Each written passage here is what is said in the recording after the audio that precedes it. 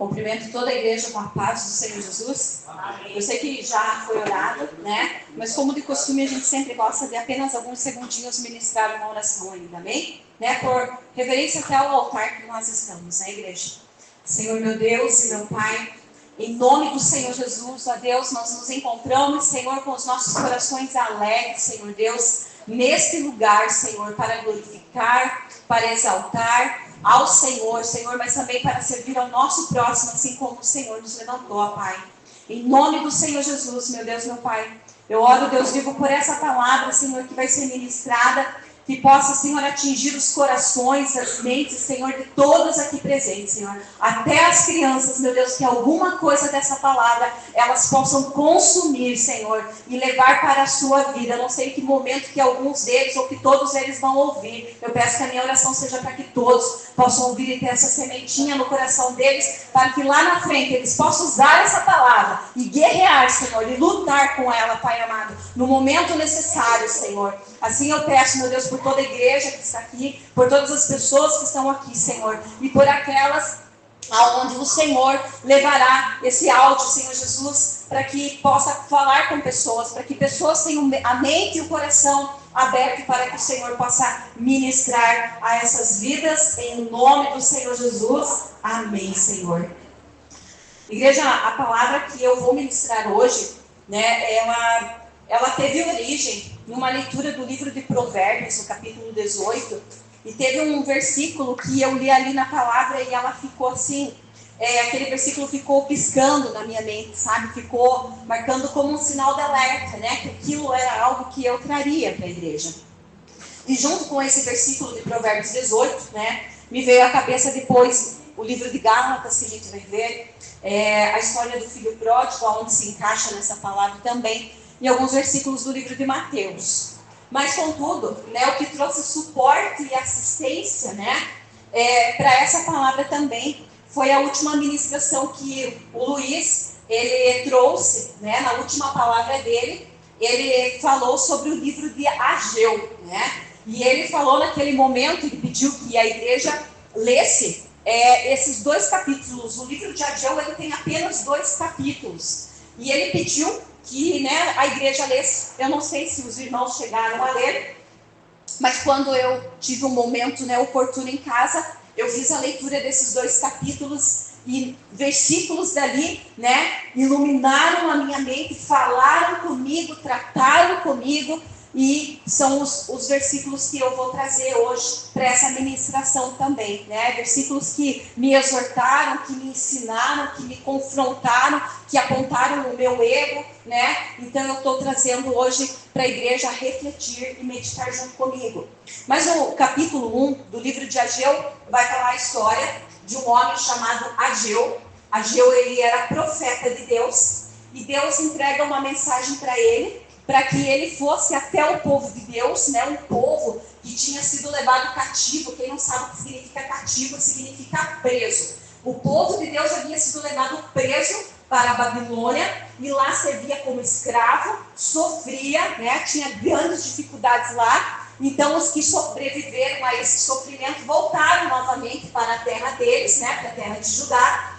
E quando eles chegam lá, eles começam a ter uma postura da qual Deus não esperava que aquele povo tivesse. Deus esperava uma postura diferente deles, né? Após Deus ter trazido eles da prisão, tirado eles do cárcere e trazido de volta para a sua terra natal, né, a terra dos seus descendentes, mas eles tiveram uma postura diferente, né?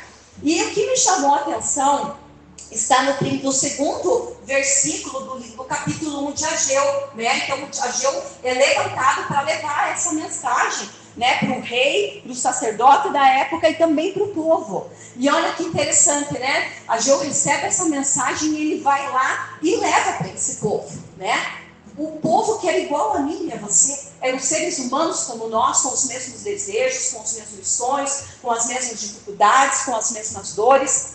E Ageu chega para eles e diz assim, segundo a mensagem que Deus pede para entregar para eles, né? Então Ageu diz lá no livro de Ageu, no segundo versículo, vai dizer assim: o povo está dizendo que ainda não chegou o tempo de reconstruir o templo, né? O povo está dizendo que ainda não chegou o tempo de reconstruir o templo. Porque o templo que havia, né, aquele templo que Salomão construiu, e esse templo foi derrubado. O que é um templo? É uma igreja, né? Uma igreja para se servir os sacrifícios a Deus naquela época, né? E Deus esperava que quando eles voltassem da Babilônia, eles iam erguer esse templo. Mas não foi o que fez, né? Não foi o que eles fizeram. Então, esse era o comentário das pessoas. Não chegou o tempo de reconstruir o templo. Não chegou o tempo de reconstruir a igreja. E trazendo para os dias atuais esse versículo, igreja, infelizmente, esse versículo é mais atual ainda do que talvez essa história aconteceu no passado. Porque ainda hoje as pessoas dizem, ainda não chegou o tempo de eu me batizar, ainda não chegou o tempo de eu aceitar Cristo, ainda não chegou o tempo de eu me desprender de tal ação, ainda não chegou o tempo de eu mudar esse comportamento, não chegou o tempo de eu mudar essa ação, ainda não chegou o tempo de eu servir na casa do Senhor, né? E as pessoas vão jogando para frente. Amanhã eu vou fazer isso. Amanhã eu vou buscar a Deus. Amanhã eu vou jejuar. Amanhã eu vou fazer. Mas o Senhor traz um alerta para quem está ouvindo. Buscai ao Senhor enquanto se pode achar.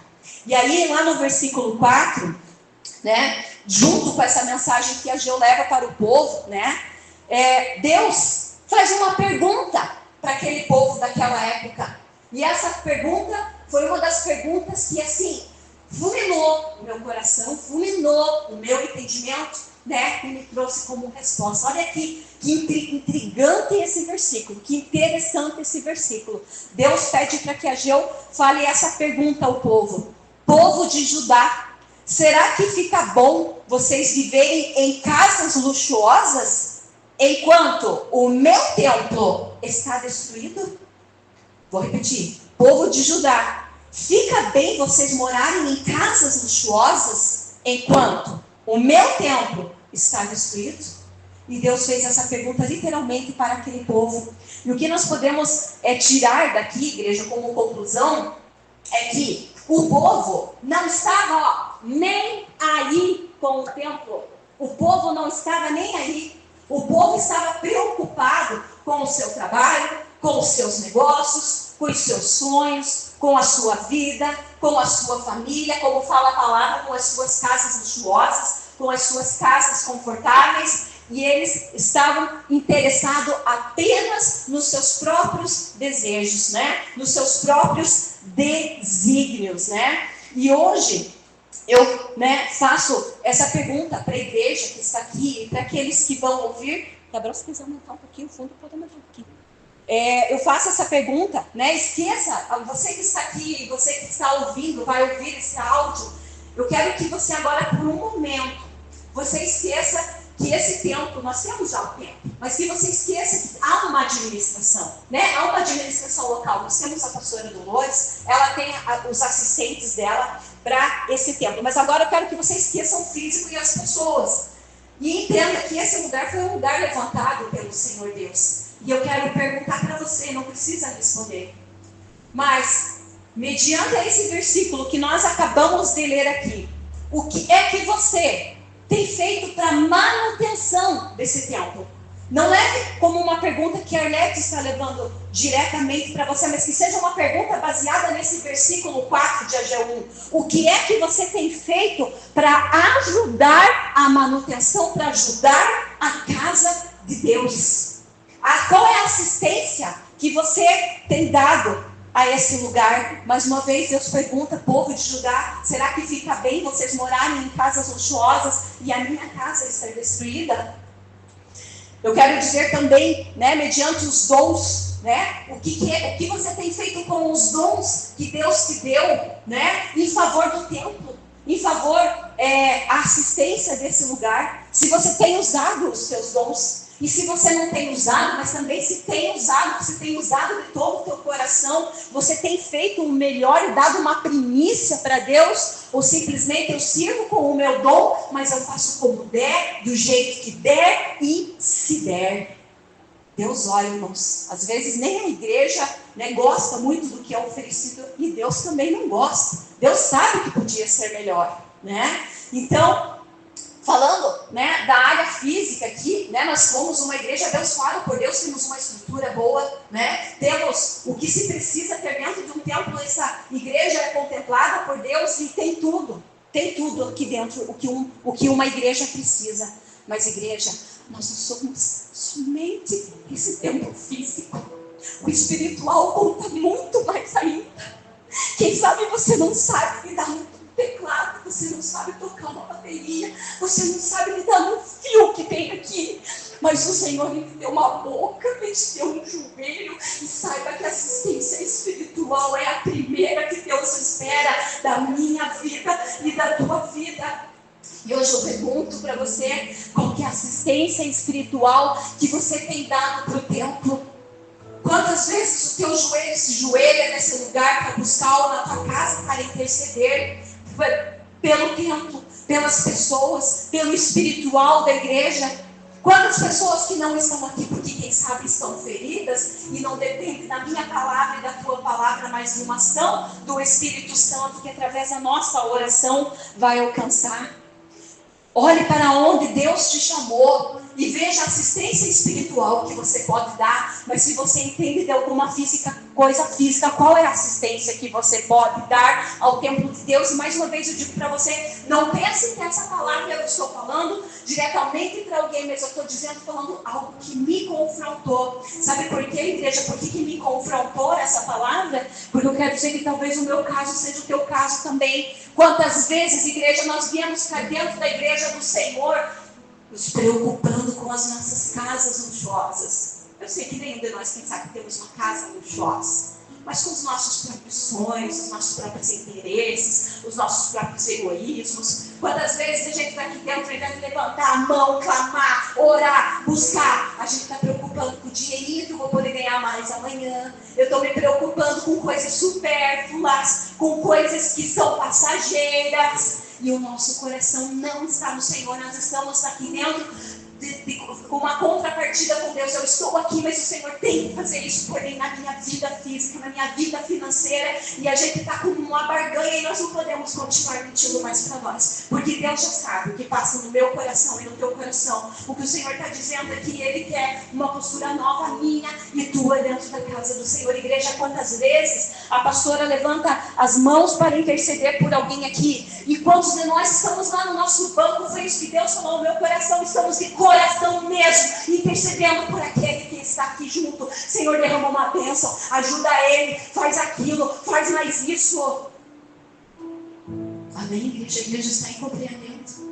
Quantas vezes nós só ficamos no canto e pensamos, deixe que aquele ore, deixe que aquele faça. Deus não está mais contando com a pastora. A igreja, a partir do momento que nós somos chamados para servir, somos levantados para servir ao reino de Deus. Qual que é a importância? Então, voltando a falar mais um minutinho só sobre isso, igreja, o nosso coração, quando nós estamos dentro aqui da casa do Senhor, tem que estar o coração, tem que estar a alma, tem que estar o espírito, tem que estar os desejos, tem que estar as vontades, tudo na presença do Senhor. Mas muitas vezes nós, como eu disse, nós estamos aqui sem querer, fazendo uma barganha com Deus, cuidando das nossas casas luxuosas, dos nossos luxos, das coisas que nós sonhamos para as nossas vidas. Outra pergunta que eu faço: qual que é o grau que você tem dado de relevância e importância ao templo do Senhor? Às vezes as pessoas, a igreja, têm tantos compromissos na semana, mas se elas tiverem que sacrificar, elas vão sacrificar o culto. Elas não vão abrir uma mão de uma noite, de um dia delas, para trabalhar em favor daquilo, porque assim, emergências aparecem na minha e na vida tua, não é assim? Tem coisas que do nada aparecem para a gente resolver, a programação, o planejamento disso, daquilo, né? E de repente do nada aparece. Mas que você que está aqui hoje seja: eu vou sacrificar a minha saidinha do tal dia, eu vou sacrificar o meu ato tal, mas eu não vou sacrificar o tempo do Senhor. Eu vou sacrificar outras coisas. Nesse dia eu não vou marcar consulta. Nesse dia eu digo que tem culto. Eu posso dizer para o médico que eu vou outro dia. Eu sei que às vezes as coisas aparecem. Eu sei que há motivos justos. Muitas vezes que acontece com as pessoas que não estarem no templo do Senhor. Eu confesso, comigo já aconteceu isso, acontece.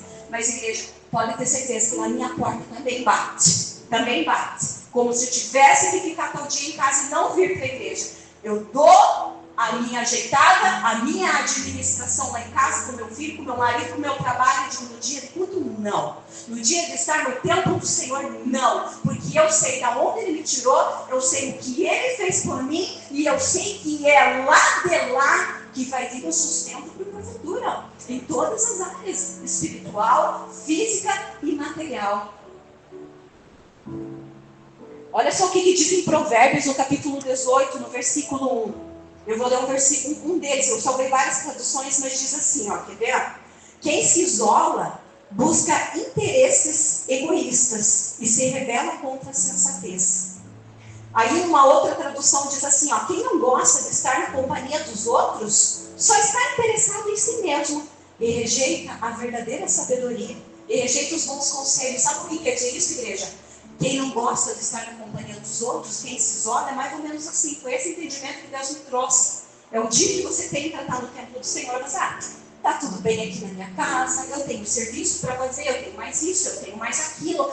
Está cuidando dos interesses pessoais. Eu vou ficar aqui porque tem gente que vai fazer lá. Realmente vai ter gente que vai fazer. Mas às vezes quem está se sobrecarrega, se tivesse mais uma mão, ajudaria mais, né? Então, igreja, reflita, quem se isola, né? Eu vou ficar aqui na minha casa, tá bom, tá tranquilo, talvez com os problemas, com as dificuldades, eu vou continuar aqui. Eu tenho os meus afazeres, afinal eu tenho as minhas coisas. E aí em outros casos, meu marido, tá tudo bem, meu filho, tá tudo bem, né? Vou ficar no conforto da minha casa. Mas a Bíblia está chamando essa pessoa de egoísta. E que só pensa nos seus interesses próprios. E essa pessoa é o tipo de pessoa que se rebela, se revolta contra a verdadeira sabedoria. Veja, a Bíblia diz contra a verdadeira sabedoria. Então quer dizer que existe uma sabedoria, mas existe a verdadeira sabedoria. E eu trago para você assim, ó, existe evangelho sendo pregado, mas existe um evangelho genuíno. Essa pessoa, ela vai se revoltar contra o evangelho genuíno, porque ela despreza, ela se isola, ela prefere ficar sozinha, não quer atuar, não quero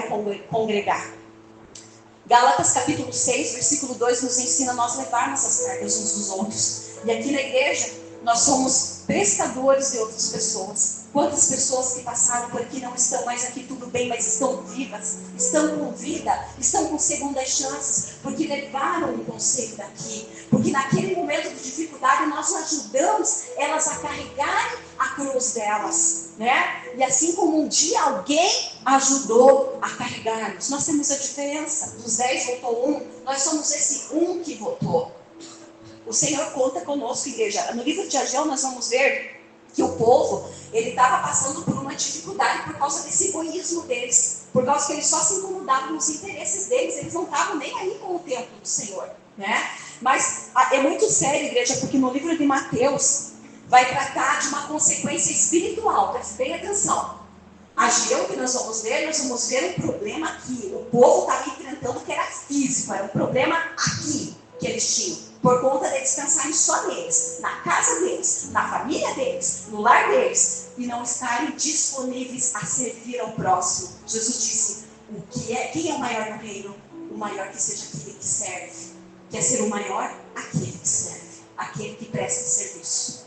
E olha só, Ageu trata do problema aqui, mas Jesus vai estender, igreja, é muito sério isso. Jesus vai estender isso espiritualmente. Eu não vou ali para não tomar tempo, mas ali vai dizer assim, que Jesus vai chegar no dia do juízo, e ele vai chegar para 2 grupos de pessoas. Para um, ele vai dizer assim, ó, assentai à minha direita, porque tive fome e deste-me de comer, tive sede e deste-me de beber, estive nu e deste-me de vestir, estava preso e fostes me visitar, né? Estava enfermo e fostes me ver.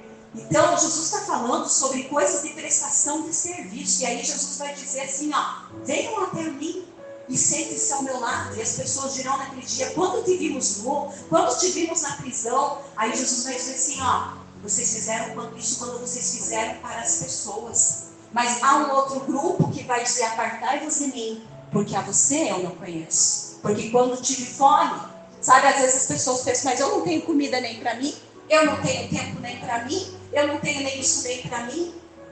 Mas Jesus diz que cada um de vocês tem um pouquinho para dar para alguém. E é como a viúva, tem um pouquinho aí, o Senhor vai multiplicar. Se você mudar hoje a tua postura de vida. Se você começar a servir ao teu próximo dentro da palavra de Deus, em favor do reino de Deus. Jesus vai dizer para esse outro grupo: estive com fome, não me desse de comer, estive com sede, não desse de beber, estive nu e você não me vestiu. De qual lado será que nós estaremos nesse dia, igreja? O teor dessa palavra é: o negócio é sério, o buraco é mais embaixo.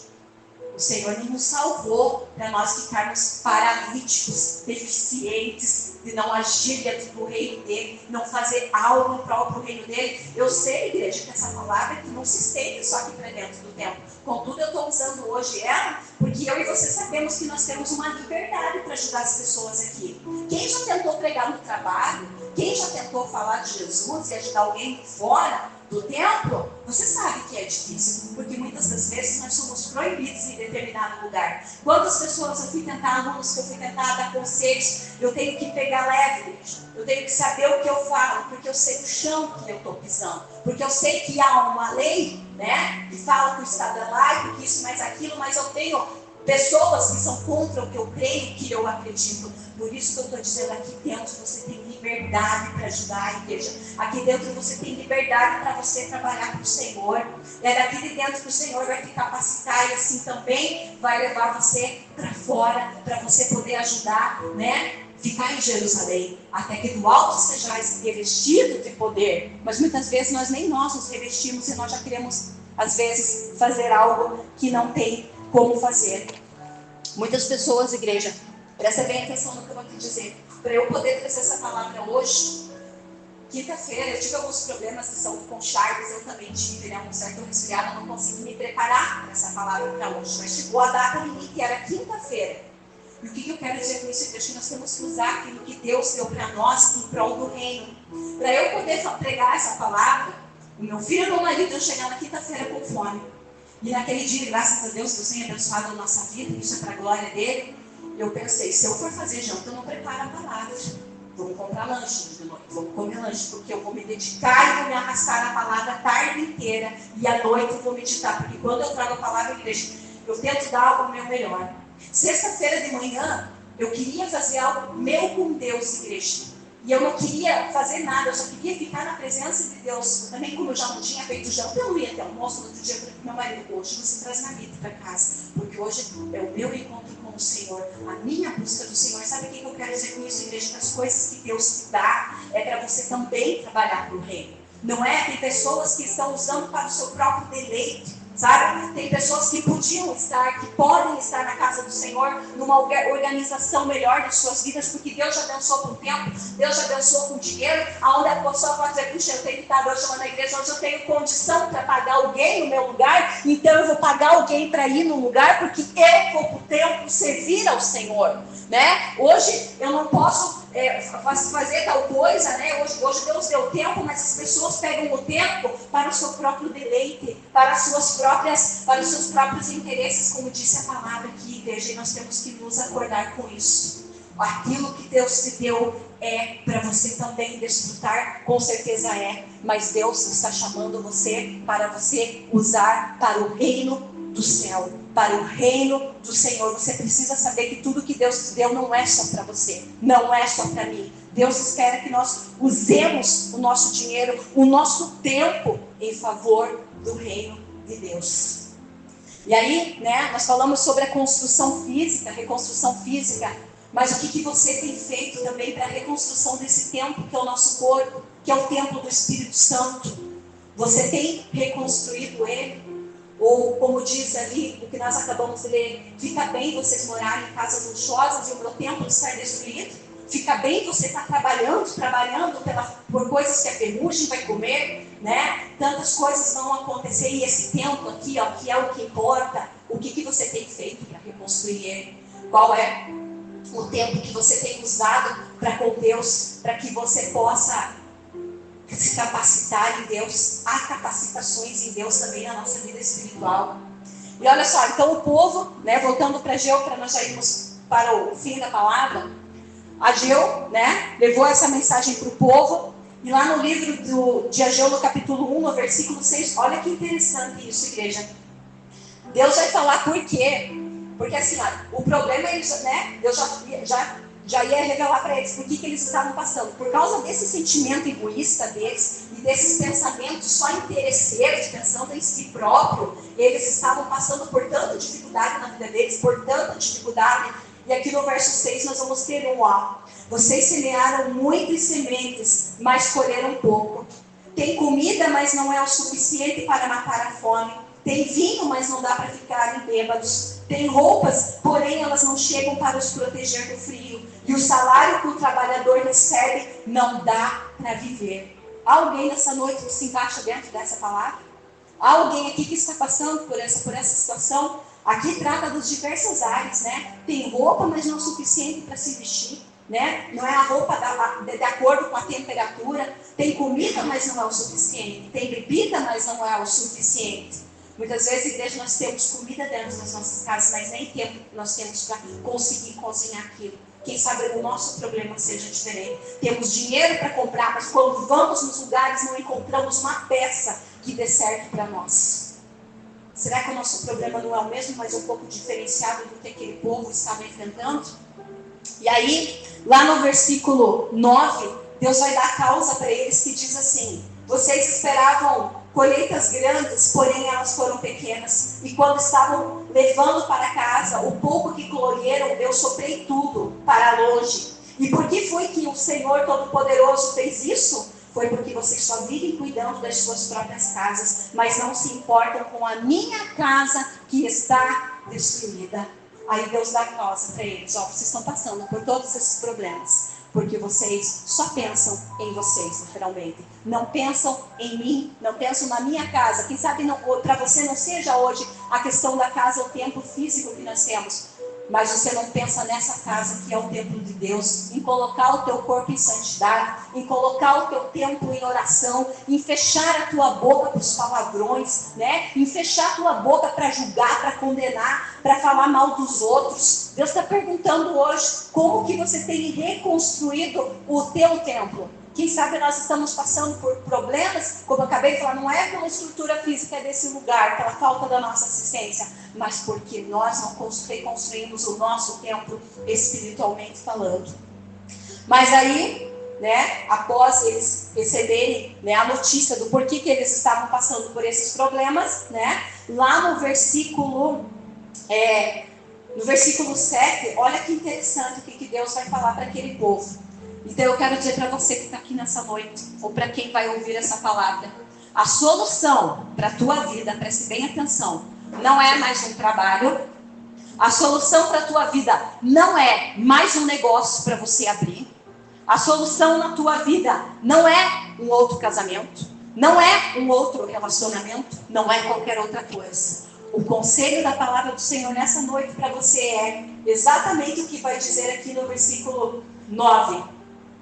Presta atenção, desculpa, no versículo 7. Pensem bem no que tem acontecido com vocês.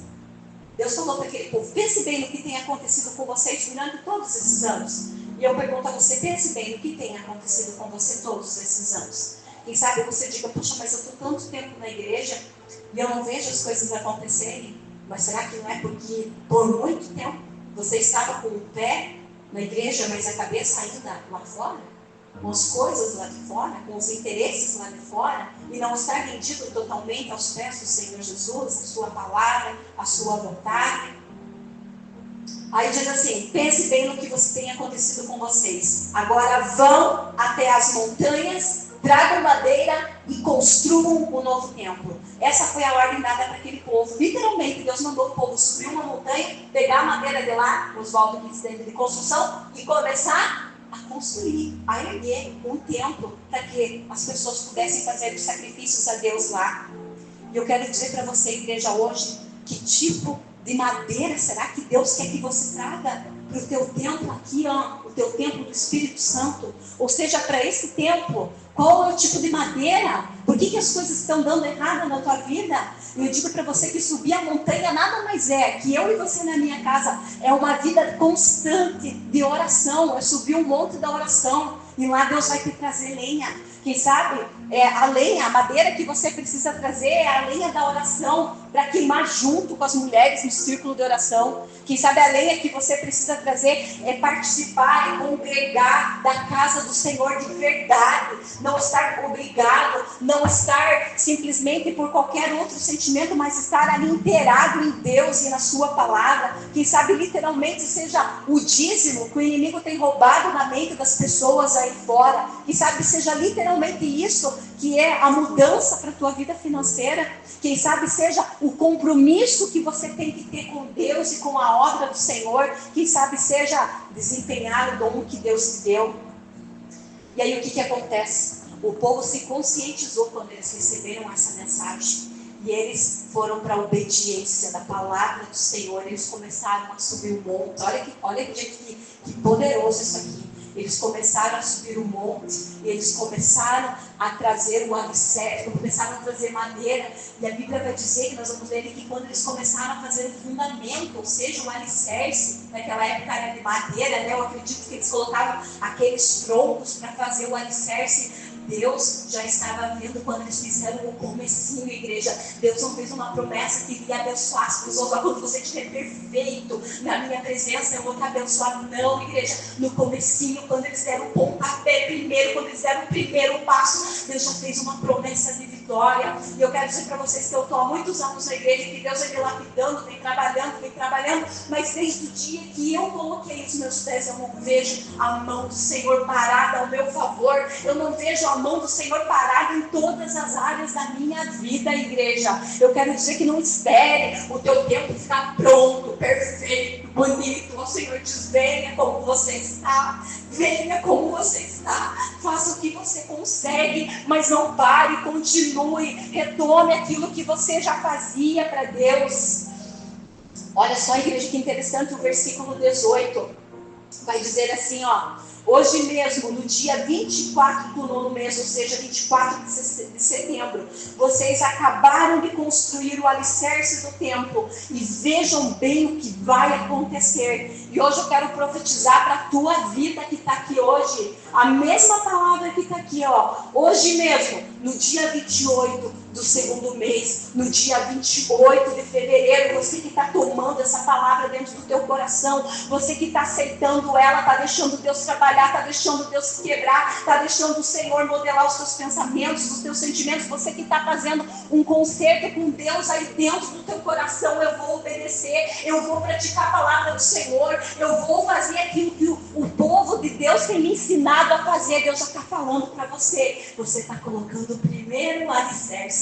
Esse é o primeiro alicerce que você está fazendo hoje com o Senhor. E olha só o que o Senhor vai dizer lá no versículo 19: mesmo que hoje não haja trigo nos depósitos, mesmo que hoje dentro da tua casa tenha pouca comida, ou tenha comida pouca, de tal forma que você não consegue nem cozinhar, que você não consegue fazer por causa de tempo, ou você não consegue cozinhar por um problema físico, mesmo que as parreiras, né, o que produz uva, as figueiras, os figos, as romazeiras, as romãs, e as oliveiras, a oliva, não tenham produzido nada, de hoje em diante eu vos abençoarei. Igreja, tome posse dessa palavra. Mesmo que hoje dentro da tua casa não tenha dinheiro, não seja o suficiente para você pagar as suas contas, mesmo que não tenha produzido as coisas, não tenha funcionado como deveria produzir, mesmo que você não tenha roupas, mesmo que você não tenha aquilo que você almeja, seja por dinheiro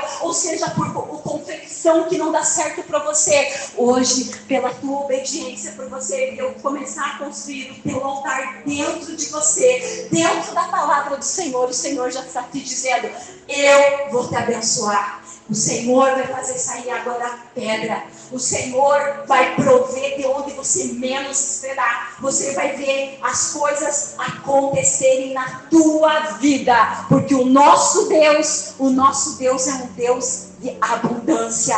e Ele tem abundância, Ele vai colocar abundância na tua vida para que você possa ter para dar e nem para emprestar. Ou se tiver que emprestar, você vai dar emprestado, mas tu não tomarás emprestado. Você vai servir, mas não vai precisar ser servido. Aleluia! E sabe o que quer dizer, igreja? Você vai servir, você vai ter oração, você vai ter azeite, você vai ter conselho, você vai ter palavra para dar para outras pessoas, mas você não vai precisar, porque Deus vai colocar a tua casa em ordem e você mesmo vai a liderar mediante a palavra do Senhor. Você não vai precisar chamar o fulano de tal para orar dentro da tua casa, você não vai precisar colocar tal isso ou tal aquilo para resolver o problema, porque você vai ser cheio do Espírito Santo. Você vai ser mediador e intermediador da tua casa. Você vai ter poder para mandar o mal embora. Você vai ter visão do céu. Você vai ter sabedoria. Sabe por quê?